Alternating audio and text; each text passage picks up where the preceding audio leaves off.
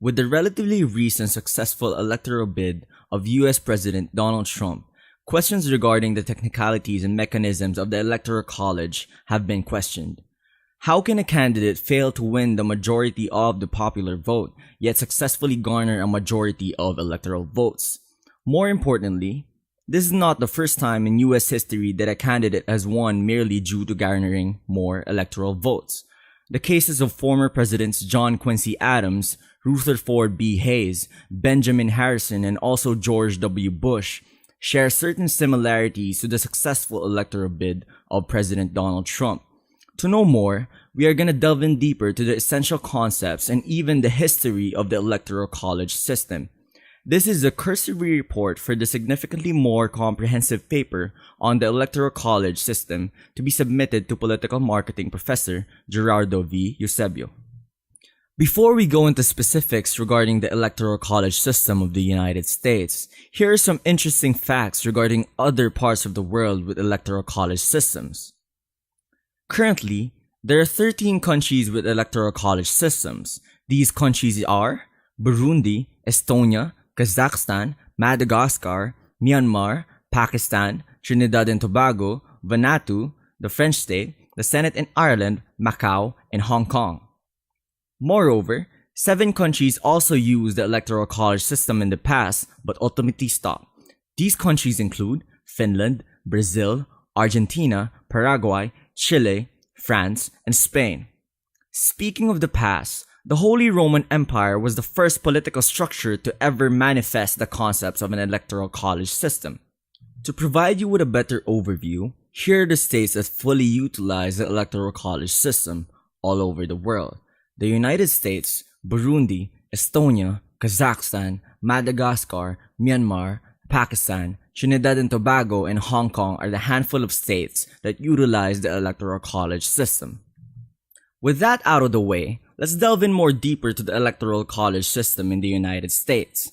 Common misconceptions believe that the Electoral College is in reference to a place, but an Electoral College is not a place, but a process which consists of the selection of the electors per state, the meeting of the electors where they elect the president and the vice president, and the counting of the total electoral votes by Congress.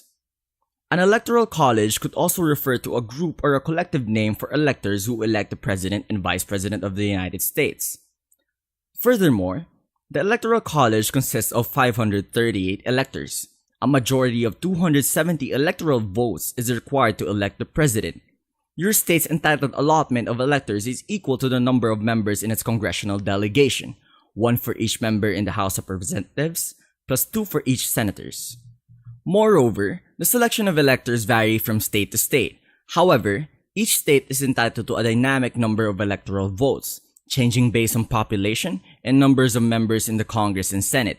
In addition to this, the general public voting result is mostly representative of the total electoral votes cast on a specific candidate. However, there are the exceptions of Maine and Nebraska, in where they go by a far more intricate process. Most states have a winner-takes-all system which awards all electors to the winning popular vote within that state. For the purpose of better understanding this session regarding electoral college systems, let's tackle the key concepts pertaining to this topic. The electoral college system has a total of 6 essential key concepts in its entirety.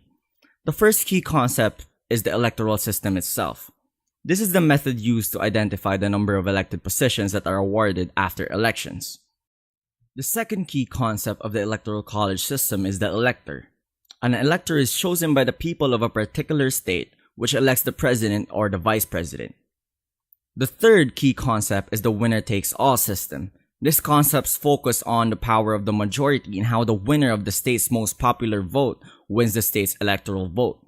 The fifth key concept focuses on the popular vote, which highlights the individual citizen's preferential candidate on a numerical standard. The last key concept about the Electoral College system is the Electoral College itself. The Electoral College is a mechanism for the election of the President and the Vice President of the United States. Now that we know the key essential concepts regarding the Electoral College system, let's now know its history. The history of the Electoral College in the United States can be traced back to its early years. Initially, the United States was composed of 13 states with varying interests with a population of 4 million people. British ideals was still prevalent, which means political parties were perceived as bad. It was thought during that time that gentlemen should not campaign for public office. Instead, the office should seek the man, and the man should not seek the office. The Constitutional Convention of 1787 considered various methods of electing the president.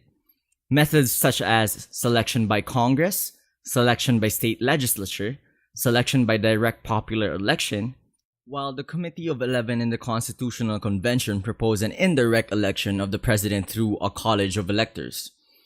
The proposal was similar to the system that the Roman Catholic Church uses to elect the Pope. The idea was that the person who is most knowledgeable and informed of each state will be the one to select the president based on merit and without considering the candidate's state of origin or political party. The assumption was for each state to select a president based solely on merit and without regard to state or origin of political party. Now, the 12th Amendment of the United States Constitution changes the way the president and vice presidents are elected. Before the 12th Amendment, each elector cast 2 votes. The candidate receiving the most number of votes from the electors was elected president, and the runner-up became vice president. After the ratification of the 12th Amendment, separate ballots were created for president and vice president, with electors casting a single vote for each office. The change sought to reconcile differing state and federal interests, provide a degree of popular participation in the election, and give less populous states some additional leverage in the process by providing senatorial electors. It also aimed to preserve the presidency as independent of Congress and insulate the election process from political manipulation. Now let's tackle the perceived pros and cons of the Electoral College system. Some of the pros of the Electoral College system will be that it maintains a representative form of government, it ensures division of power, and it is effective in promoting minority interests. But some of the cons of the system are that it is too complicated, which may deter people from voting. It places way too much importance to swing states, which will be explained in the following slides. Moreover, it does not guarantee that the candidate elected is favored by the majority. It distorts the one person, one vote principle of democracy.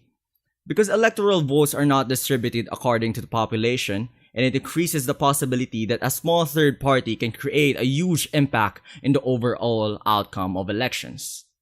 And here are more issues that are present with the Electoral College system. It is possible for a candidate to win in the Electoral College but lose the popular vote, such as in the 2000 and 2016 presidential elections. It also distorts the presidential campaigns in a way that candidates focus campaigns excessively on swing states, which leads to the question, what is a swing state? A swing state is any state that could reasonably be won by both the Republican or Democratic Party. The opposite of a swing state is a state in which generally favors one of the political parties, which can then draw a sufficient share of the electorate. Examples of swing states are Pennsylvania or Nevada, while examples of safe states are California for the Democratic Party and Texas for the Republican Party. We hope that you learned a lot about the Electoral College system in the United States, as this concludes our presentation. If you have any questions, feel free to email us at thirdbarroquillo@outlook.com. Thank you for listening.